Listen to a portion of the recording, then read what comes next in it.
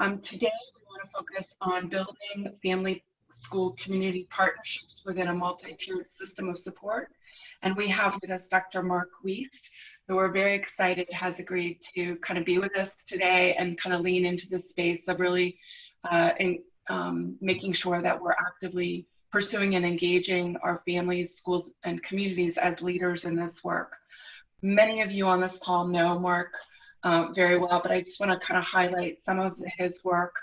Um, he was on faculty where he helped found and direct the Center for School Mental Health, providing leadership to the advancement of school mental health policies and programs across the country. He has edited and developed 15 books and has published and presented widely in the area of school mental health, but also in the areas of trauma, violence prevention, evidence-based practices, cognitive behavioral therapy, and most recently, PBIS and the Interconnected System Framework. He is co-leading a regional conference on school behavioral health and leading 2 randomized control trials, exploring strategies to improve the effectiveness and impact of these programs. I'm going to let Mark introduce 2 of his colleagues. You all are in for a really special treat today. And so without further ado, Dr. Mark Wiest. Thank you, Mark. Thank you, Susan.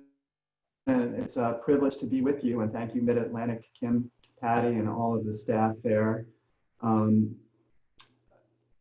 privileged also to have Taylor Davis and Erin Schurter with me, 2 dynamic women, both licensed therapists, both with national expertise. Taylor, a national expert in the area of suicide prevention, and Erin, a national expert in the area of wellness. So they're going to help me with the discussion. And thank you for helping with the slides, Susan. I'll maybe do this to indicate moving it forward.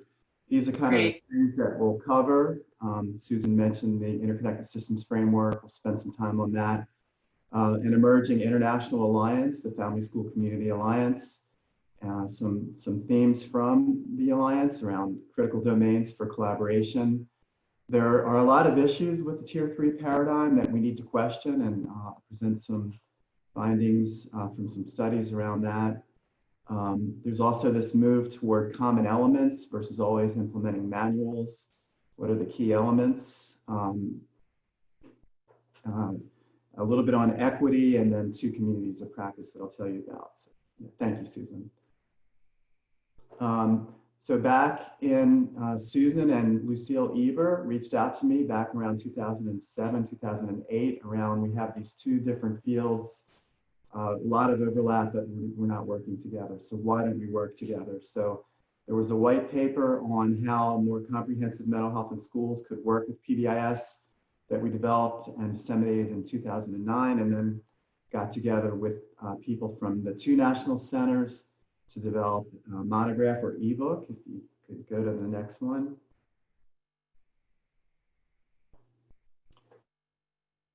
This came out in 2013. Susan, Lucille, and I kind of led a group to put it together.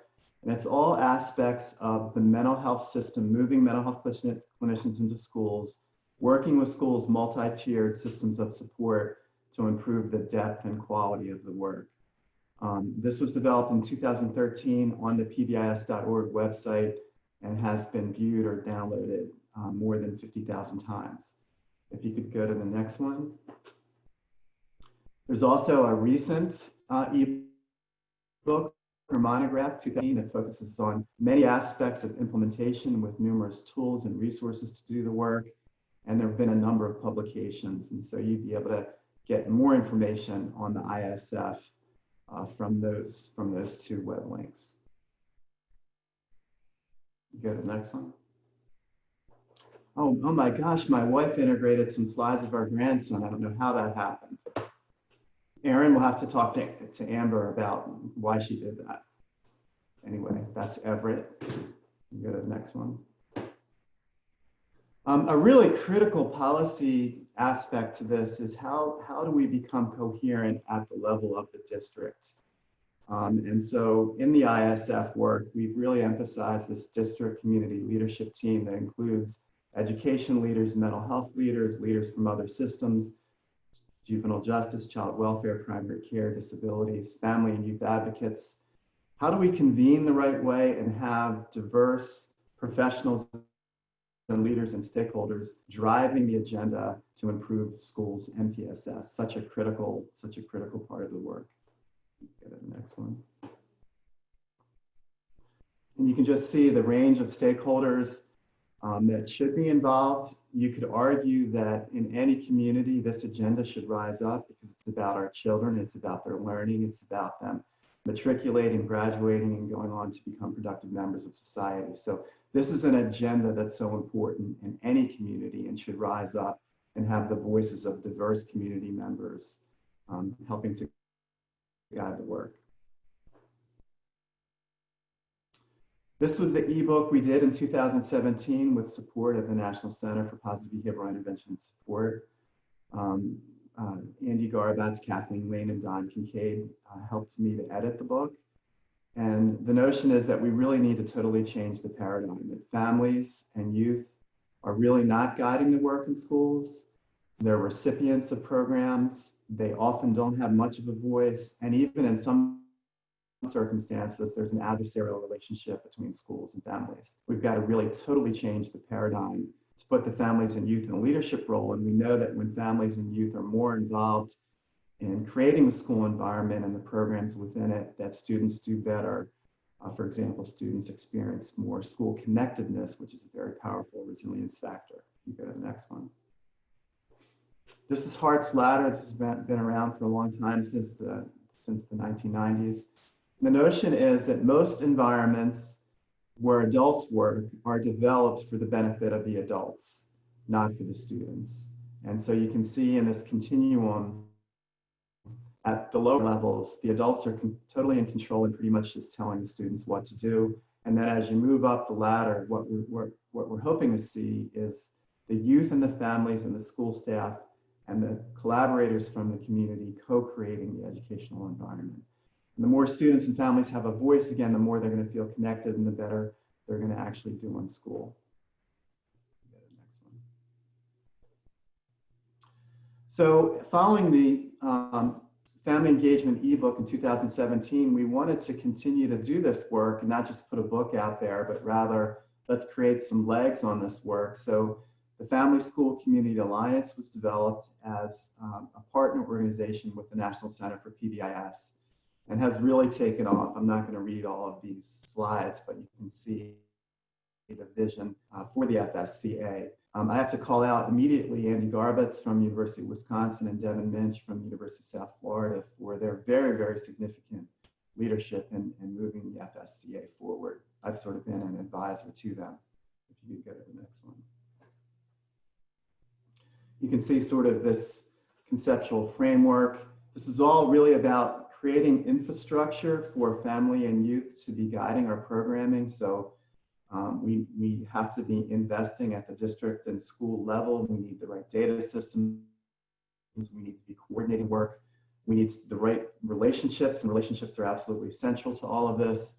And then we actually would like to see families and youth having a voice in choosing and guiding and refining the right programming so that we're actually reducing, removing barriers to learning and being successful in a full continuum of evidence-based practices across Tier 1, Tier 2, and Tier 3.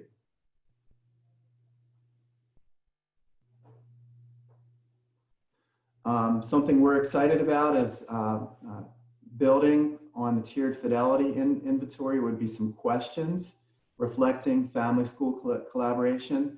Andy and Devin and colleagues have been working on this for a while. We're at the phase where it's actually being piloted and could be disseminated to the field fairly soon. If you can go to the next one.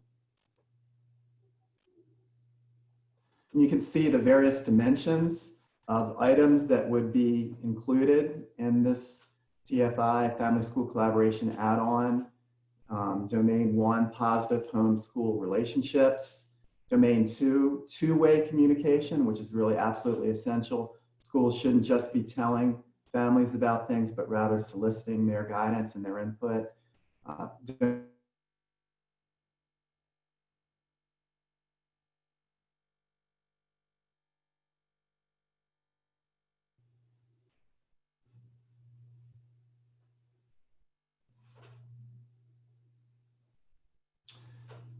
And then you see a very important topic right now, family voice for equitable discipline, training and support for family and school collaboration and evaluation. And you can see some of the sub items. So Andy and Devin have indicated that if anybody has interest in helping to pilot this measure, we'd be excited about that.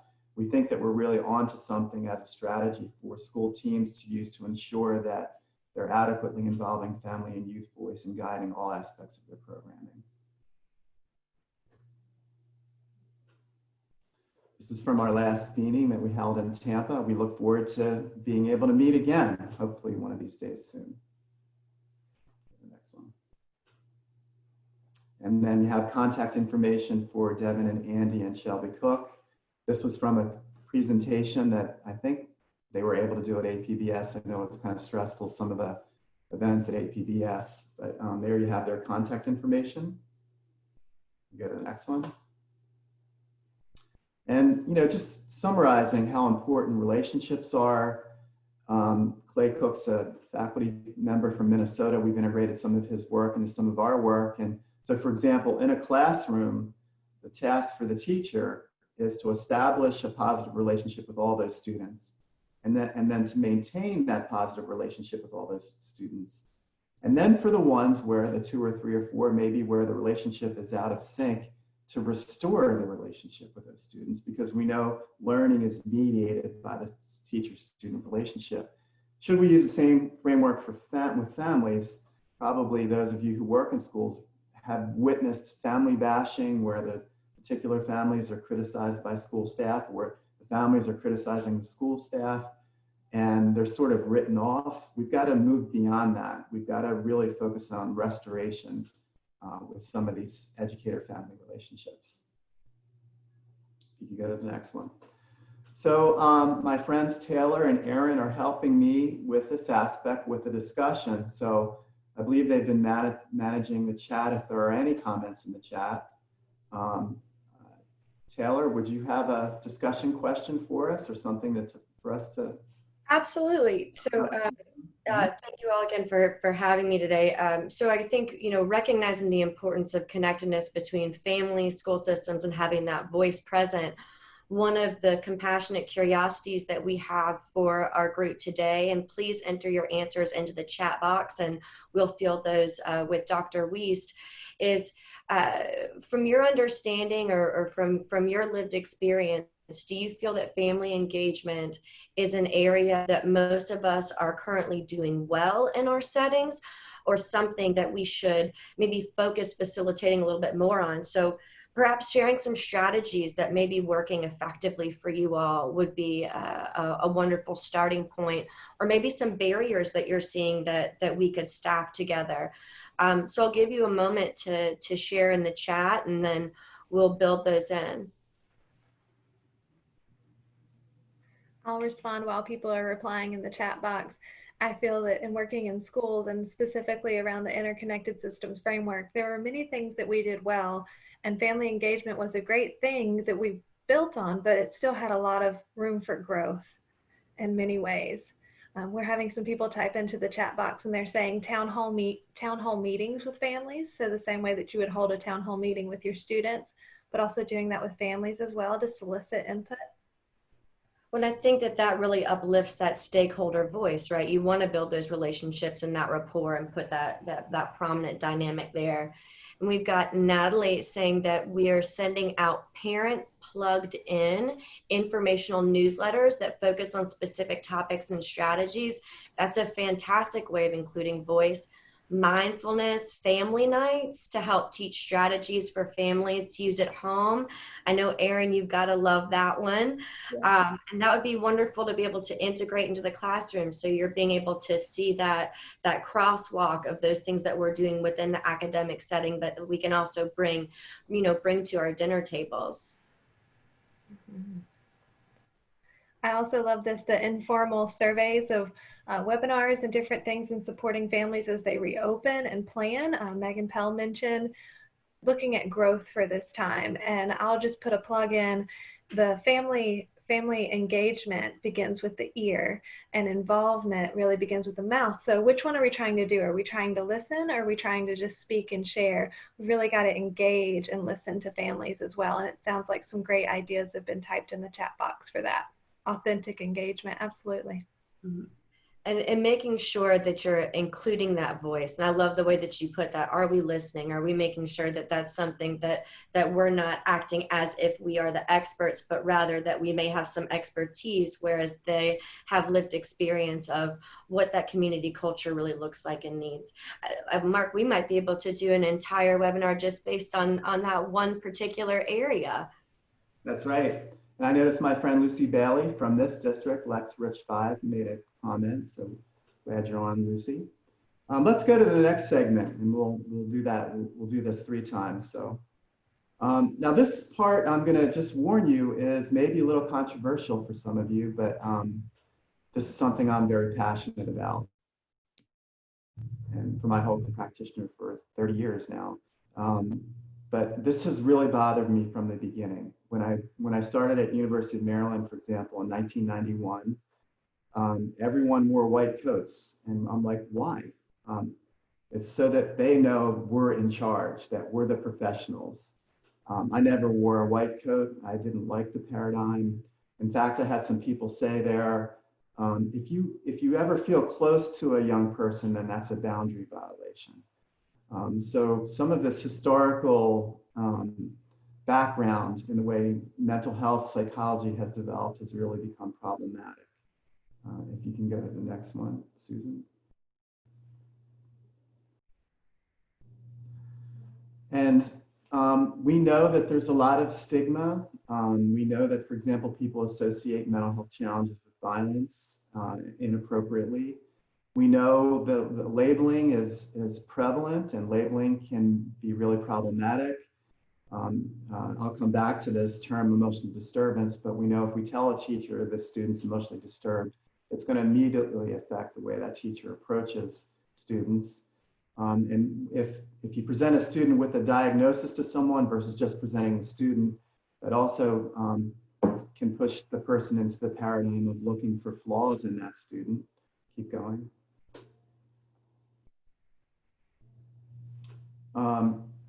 Diagnosis is associated with stigmatization. Stigma is pervasive. The stigma lasts into adulthood. Stigma is probably the number reason why people don't seek mental health services. And even people that are on medication often feel embarrassment and stigma about that.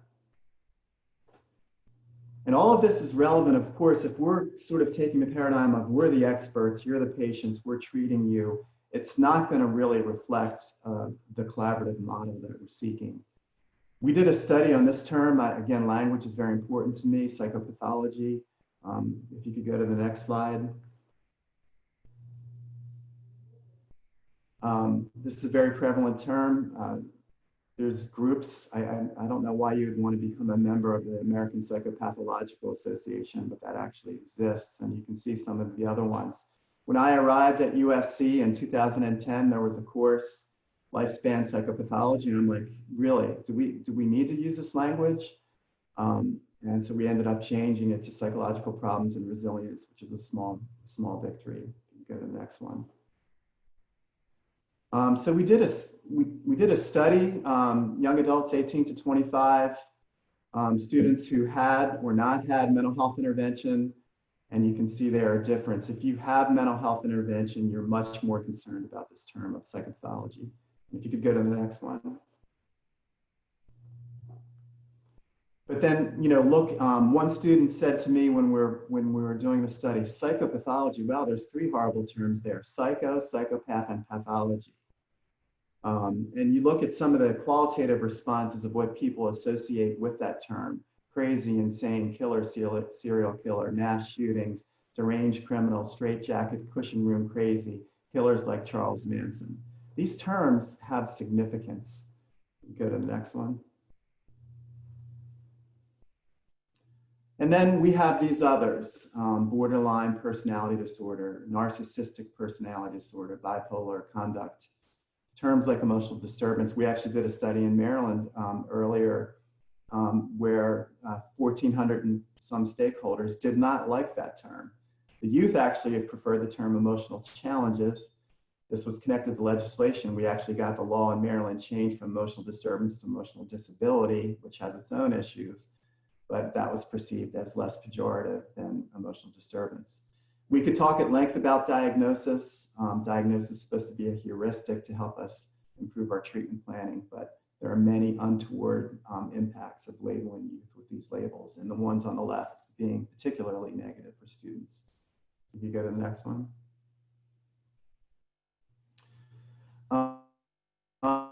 We, Psychology Services Center, we're trying to start a program called Comprehensive Strength and Evidence-Based Case Reformulation, because we would see these students come into the mental health center with reports that were just totally pathologizing them. So Jordan had all these diagnoses. He was on multiple medications, which were zonking him out. And I put licensed psychologist in quotes there because it just made me so angry that a psychologist could develop a report on a young person that had in 15 places mention of all of his weaknesses and problems, not mention one single strength, and in fact mentioned that he should not be placed in school. If you could go to the next one.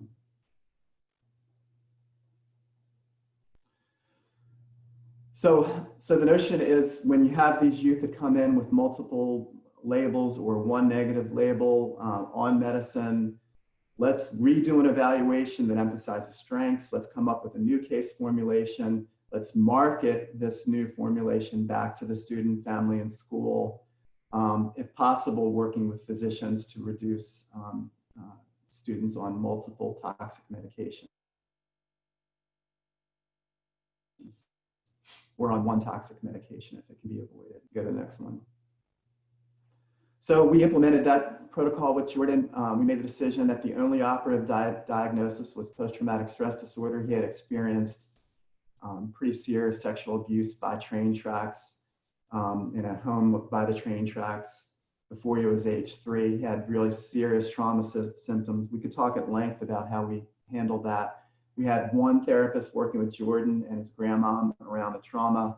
We had another therapist working with Jordan's grandmom and the school staff around helping him get re-entered in. So it was about a year and a few months of pretty intensive therapy, seeing 2 therapists, but by the end of that time, we saw marked improvement in Jordan's functioning. If you could go to the next one. And just imagine the life trajectory of someone who's the mental health professional says he cannot be in school at age 7.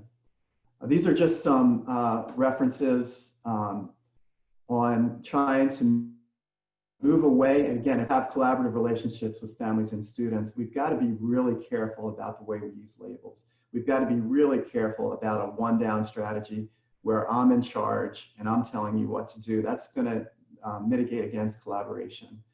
And we know all these labels can be quite damaging to students as well. So how do we move away from these pathologizing approaches to approaches that are strength-based?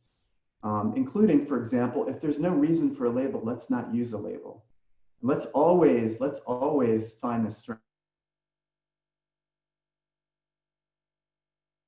in these young people and build our treatment planning from their strengths. They all have strengths. So anyway, those are some resources for you, hopefully, if you could go to the next one. This is an exciting area. Michael Lindsay's a friend of mine and in the national spotlight now with some of the things we're seeing around the nation with racial injustice. Michael's at New York University. So there's been a long history of this literature on modular strategies for cognitive behavioral therapy. So for example, taking the top skills for depression, for anxiety, for trauma, for conduct, and training therapists to be competent in those skills, which is a more flexible strategy than just implementing manualized interventions. And that's really taken off. We've integrated the modular strategy into a number of our research projects. That same modular strategy has been applied to family engagement. So this is an example where looking at from the literature where you actually see change, where you actually see improvement in students. What are the winning practice elements associated with that therapy? And you can see some of these things. to increase the likelihood at tier 3 that you're going to have successful therapy with folks, including strengths and assessment, making sure things are accessible, providing education about mental health, providing reminders. You can see some of the others if you could go to the next one.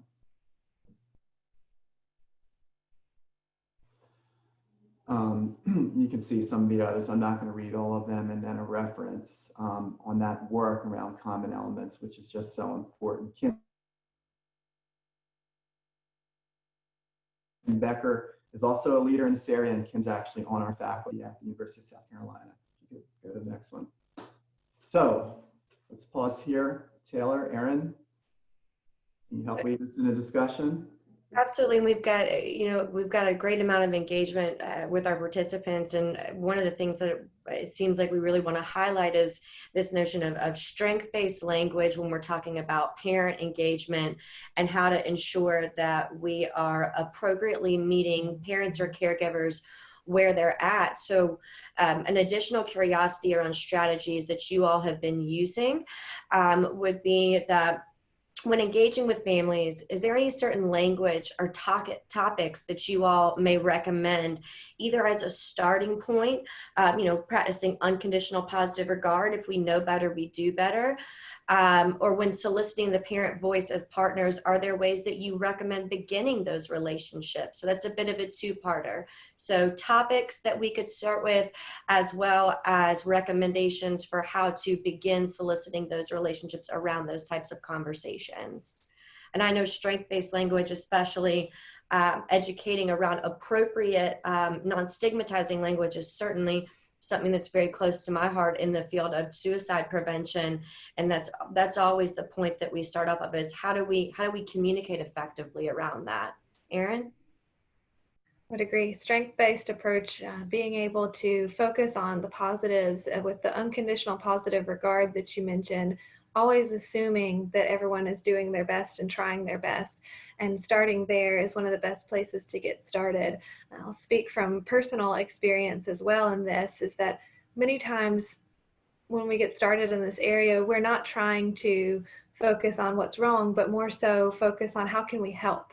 What can we switch the lens to? What can we do to support you, rather than what do we need to switch, rather, what do we need to do to support this child, and focus on areas where we can build strength, build skills, rather than focusing on what is wrong. Like Mark said, if we look at exactly the label, the diagnosis, many times we have that self-fulfilling prophecy of waiting to see, and focusing on strength is the most important way to switch that. I agree. It seems like maybe this is a topic we could expand on a little bit more. We've got Natalie Sedano said, we sent out a family check-in survey and they've asked for self-care strategies. We based content for parent plugged in on this parent survey. So perhaps providing a survey on, where do you stand in understanding this language or this content, and how can we better support. Also, something that I've seen as a very viable piece of this puzzle as well is ensuring that folks understand the power of language, right? Language really colors and dictates the world around us. So if we say, hey, did you know that when you use this particular language, you might be doing harm that you had no idea you were doing? Could that be a jump off or a starting point for us to be able to move forward? I agree, Taylor. Starting with self-awareness. Exactly. Yeah. Excellent. Thank you, guys. Let's keep it rolling. We'll have one more discussion segment and a little bit of Q&A at the end. We were fortunate, related to somebody named Bob Stevens, to make a connection with PCORI, the Patient-Centered Outcomes Research Institute. And PCORI is not even federal. It came out of the Affordable Care Act, has funding now reallocated for another 10 years. And it's the same kind of notion here: turn the healthcare system on its head and put patients in charge of healthcare service delivery and innovation and research. So if you could go to the next one. We were fortunate back in 2015 to receive Eugene Washington Engagement Award from PCORI. which helped us strengthen a South Carolina school behavioral health community to become a Southeastern community. And we also, based on the recommendation of diverse stakeholders, came up with 5 critical theme areas: school-wide approaches, quality and evidence-based practice, implementation support, family and other stakeholder involvement, cultural humility, and 3 priority populations: youth connected to military, child welfare, and juvenile justice. And then we had 8 focus groups around South Carolina, each on those themes, one at a time. If you could go to the next one.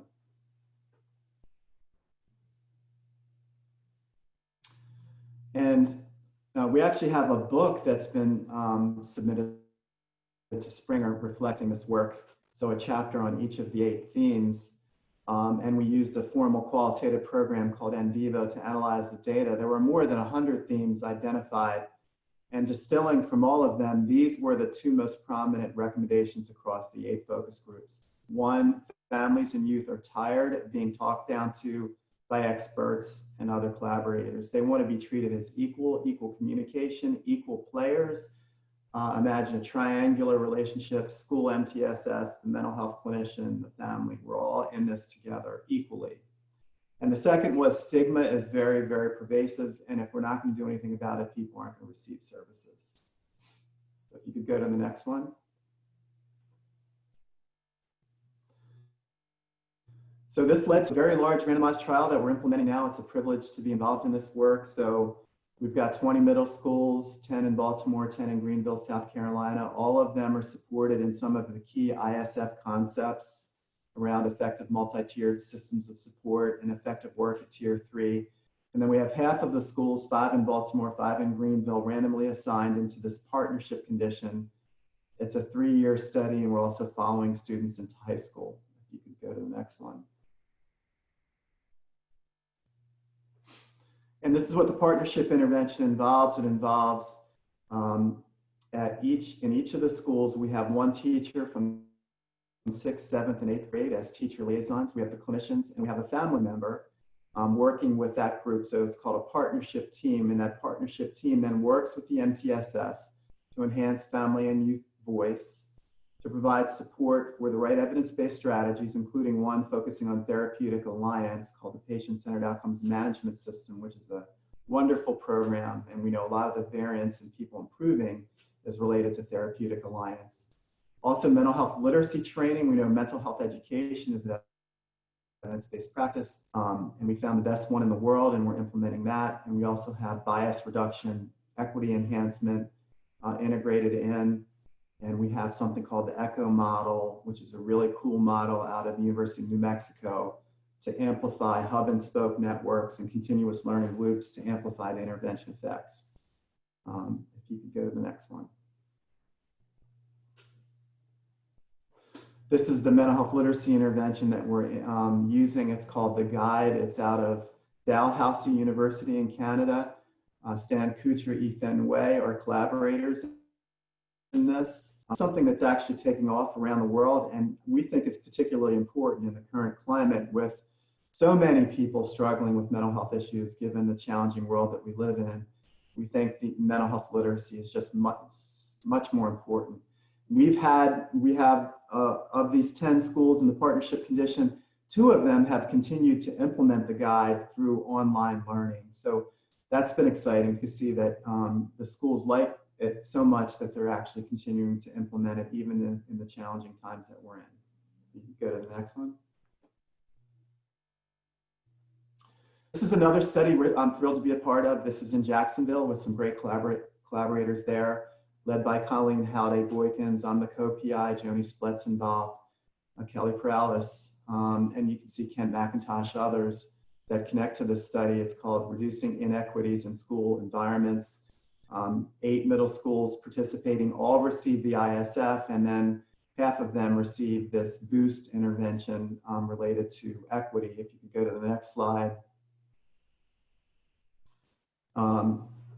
So this involves data-based decision-making, teacher wellness and stress reduction, because we know that when people are not feeling well or they're feeling stressed, they're more likely to make biased negative decisions. So we're also raising awareness for teachers and students around unintentional bias and ways to reduce that unintentional bias, and Kent's work and others around identifying vulnerable decision-making points and then building in neutralizing routines. For example, the beginning of the school day, the end of the day, when people are tired, when people are thirsty, when people are hungry. These all reflect vulnerable situations where students are more likely to receive inequitable discipline. Go to the next one. And Erin, again, we're thrilled to have Erin on our team with her wellness background, but you can see some of the wellness strategies, and this is such a critical agenda that's really been neglected in schools, all the way back to the CDC coordinated school health model recommended staff wellness, and we've really not done very well with it. I think now we realize how critical it is, and I think there's a unique opportunity to really ramp this up. So stress reduction and social support, there's actually literature that if you connect those things together where you reframe stress, I can handle this, and then you go talk to someone you like about what happened, it actually helps your immune system. That combination of experiencing stress successfully and then receiving social support actually helps your immune system. Decreasing the cell phone and social media use, I think we all need to maybe watch the news less. I'm trying to watch it less these days. Sleep, mindfulness, Zen involvement in nature has been one of my key coping mechanisms through all of this. Exercise, nutrition, cognitive coping are some of them that we know work.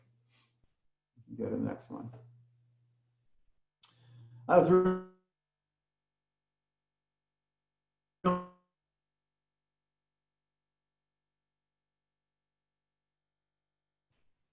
Cause I Ain't Got a Pencil by Joshua T. Dickerson. I woke myself up because we ain't got an alarm clock.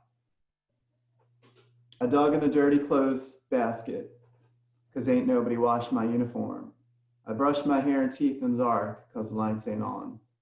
Even got my baby sister ready because my mama wasn't home. Got us both to school on time, feed us a good breakfast. Then when I got to class, the teacher fussed because I ain't got a pencil. The reason why I include this, and this is very compelling, is again, one of the neutralizing routines is to stop and pause and say to yourself, I want to look at the world through this student's eyes, or I want to look at this classroom experience through this student's eyes. Empathy is such a key thing that we need in general, but we especially need now, right? We need more empathy for one another given the times that we're living in. Go to the next one. So we have this one more discussion segment. Erin and Taylor. Wow, it's always so powerful to hear that piece. So forgive me, let me kind of conduct myself in a second. So acknowledging the importance of correct language, building relationship, making sure we're increasing both community connectedness as well as school connectedness and empowering our students. Would we all say as a community of practice here today that reduction of stigma is one of the main elements and culmination of your work within school mental health? So is reduction of stigma really where we should be focusing our efforts? If you agree, please promote that within the chat box. And if there's any way that you could supplement what that may look like through the lens of those things that we've discussed today in terms of inclusivity, connectedness, that would be exceptionally helpful. I think everyone is still really in the moment with your previous slide, Mark. Absolutely, that's a very powerful one to share, and thank you for that reminder, because we do need to take that moment to have the lens of the student rather than what's happening within us. And that's what mindfulness is. That's what wellness promotes, is being able to take the pause. And I see Susan's typing in that everyone has a story. When we lean in to learn, we will be more likely to respond with compassion. We need to heal the hurt, and too often we harm the hurt. How do we support each other and stay strength-based? Absolutely. That's what bringing families in and supporting our students in a strength-based approach. That's what we're all here for. What a beautiful way to shift a whole culture, right? For us to be able to be on that same page and make sure that we're reminding ourselves that not only do our youth and our families and our caregivers have stories, but our educators have stories as well. So if we're able to model that, then we can look at those resiliency factors and those stress management pieces and share what works for us and what might work for others. So you've got Sandra sharing that reduction of stigma is one of their main goals for Project Delaware. We are utilizing a social media campaign, awesome, to help with these efforts, and are providing youth mental health first aid trainings for community members and school professionals to contribute to this. So again, creating that common language. That's fantastic, Sandra. And then Natalie shared that she completely agrees with Lucy that there has to be a notion of safety for all, and how we communicate that certainly starts with the way that we are fielding these conversations. Thank you all. It's great comments. You know, as a lab, as a team, we've also become kind of supportive over Zoom. We have a weekly Zoom happy hour called a Zoom Rager. I didn't come up with that term. But we've also become much more transparent in our group meetings, acknowledging our own struggles, including me acknowledging my struggles. You know, and I think we're all struggling, and that level of transparency, I think, with our own personal issues, is also going to help us with the reducing stigma. We only have a few more, and then let's go to the next one. As mentioned, the PCORI grant helped us to become the Southeastern School Behavioral Health Community. We're trying to be involved in this whole region. We hope that maybe we could represent PBIS. We have great, in the Southeast region, we have great relationships with Mid-Atlantic, with Midwest, with Northeast, with Northwest PBIS. We're trying to, again, represent strength in the multi-tiered system of support through PBIS and school mental health working together. You can go to the next one.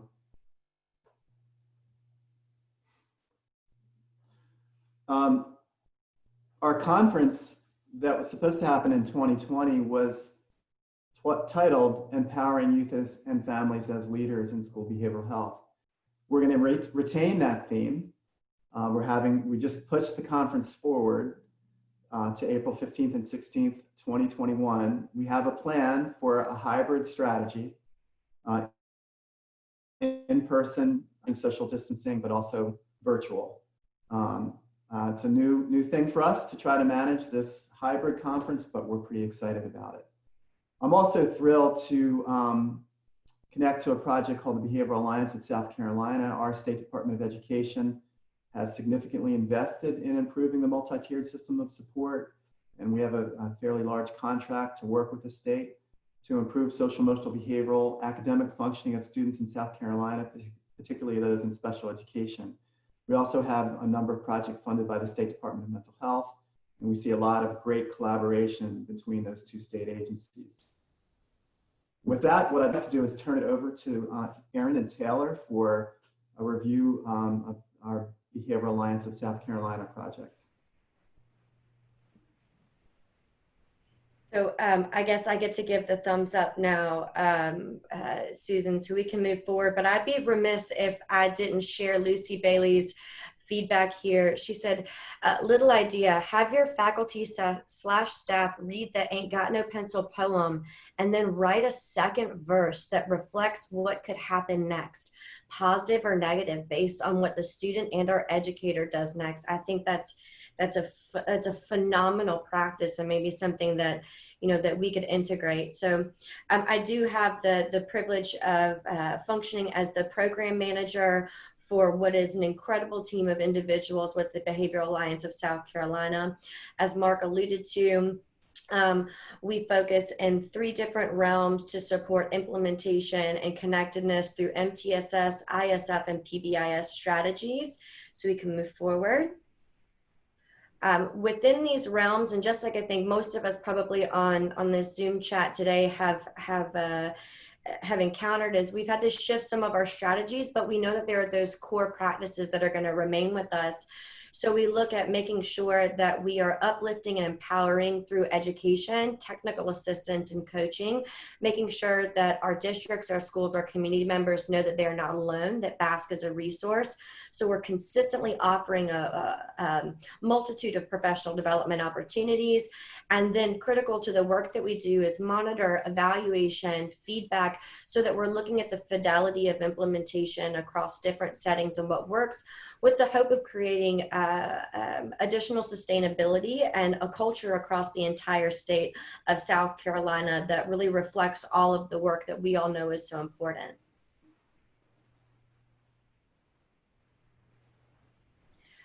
Just to go back or we don't need to go back, but for one moment, we talked about the virtual component for our conference this year. So BASC, our BASC districts, as well as our individuals that we collaborate with, will be engaging in a virtual conference to support and coincide with the Southeastern School Behavioral Health Conference. We do a pre-conference for that. Something that prior to this transition that we've all been in, that has been core components of making sure that we are both reducing stigma, increasing awareness, and creating connectedness to resources are a variety of different areas that we've made sure to focus on. So one thing that we make sure to do and would love to have y'all's feedback and engagement in is that we do monthly webinars that are with national leaders in our field. You can register for that through our website. We actually have one coming up this Thursday with Dr. Aiden Iacchini. Those begin at 4 p.m. in the afternoon. Dr. Iacchini will be speaking with us about reduction and high school dropout rates through motivational interviewing, a key component of what we're going to be needing to look at to support our students. We also have a monthly newsletter, which coincides with whatever topics we have in our webinar or whatever may be going on within our communities, so that we're really raising that voice and sharing resources. And then something that has been a growing piece of the work that we're doing is a very robust repository that is currently under a bit of construction, so that we're making it as helpful as possible. And I'm going to throw this over to Erin, because amongst all of these incredible resources, we had to pivot pretty substantially to make sure that we were expanding our scope and doing so in a virtual, what I call increasing our virtual footprint. So we'll move the slides forward and let Erin share with you all a little bit more about what we're doing in those realms, and hope that y'all will join us. Absolutely. So we have enhanced our virtual platform. In addition to all these things Taylor just mentioned, we do have the upcoming webinar this Thursday, and also just a plug for Dr. Michael Lindsay, who Mark mentioned as well as part of the family and engagement piece. He will be presenting with us at the end of July on Black youth suicide and how to prevent and support Black youth. So we'll have him there on July 30th, just to put a plug in there for that webinar. He's also going to be working with us on what we call our Working Through It Wednesday. And that's a platform where every Wednesday we do a mini webinar. So if you aren't able to get on for the full hour, we do mini sessions with different educators and experts in the field in different areas. So that comes up every Wednesday. We also have what we call basking in the spotlight, because we want to highlight educators and people that are doing a phenomenal job in different areas. This Monday, we post that every Monday. So this Monday we had a school resource officer share a little bit about what it means to be a school resource officer and how to connect and build engagement with families as well as students. All of that shows up on our calendar of events. So I'll type in the chat box once again a link to our website. You can click on the calendar very quickly, and it'll go right into, say, every Monday we've got basking, every Wednesday it's Working Through It Wednesday, and then highlighting our monthly webinars as well as different community events. And all of our videos can be found on our YouTube as well. So I'll hand it back over to Taylor and we can advance. Thank you, Susan. And also, you know, I think a big piece of this puzzle is increasing connectedness and wanting to make sure that we're meeting everyone where we're at. So we can't always jump in on a full 1 hour pre-registration webinar. So the content that Erin was just referring to is made available to you all live streamed on Facebook Moreover, everything that we do is archived on our YouTube channel to make sure that we have consistency of resources. So again, we have nomination forms. So if you would love to have anyone bask in the spotlight in your areas, I know we have some individuals here from South Carolina. If you'd like to contribute to a skills-based working through it Wednesday, 30-minute brief webinar, we would love to have your voice there. And also, we're very mindful of making sure that on our events calendar, we're highlighting both local as well as national opportunities. So please share with us. It's really important, you know, and that we model in the work that we do, the collaboration in this community of practice. Our final piece of this puzzle, and this is certainly something that is growing and developing as we're responding to need, is our Realm 3, which is direct services to our schools and our districts here in South Carolina. We'll be working from, which I greatly appreciate. We're always exceptionally systemic in the work that we do, but this academic year we'll have the opportunity to implement some altered strategies where we're able to look at that coalition and task force development at the top from the district and community engagement to inform practices at the building level, make sure we're practicing what we preach, right? That we're providing effective coaching that's based off of need. So we can say to you, we know that there's some core components that we're going to want to educate on, but what's going on within your school, within your community, and what voices do you have that can contribute to that conversation, as opposed, and let us be facilitators as opposed to being the individuals. As Erin said earlier, let us listen and help to kind of be the catalyst for this conversation.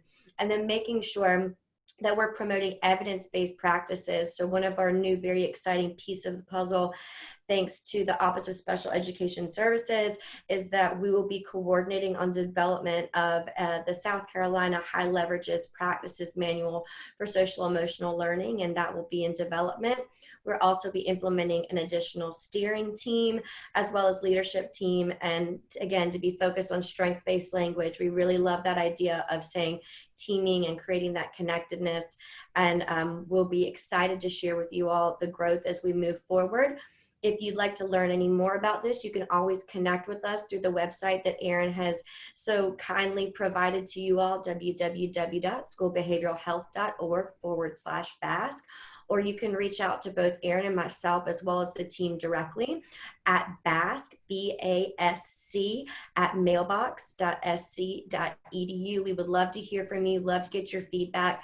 Please take a gander at our website, and if you've got any nominations, we would love to have your voices. So I think, Mark, I don't know if there's anything else you'd like to add to that, but both Erin and I are exceptionally proud to be able to help be a component of leading this, leading a bit of this charge with your support as well as the rest of the lab. Well, I'm exceptionally grateful to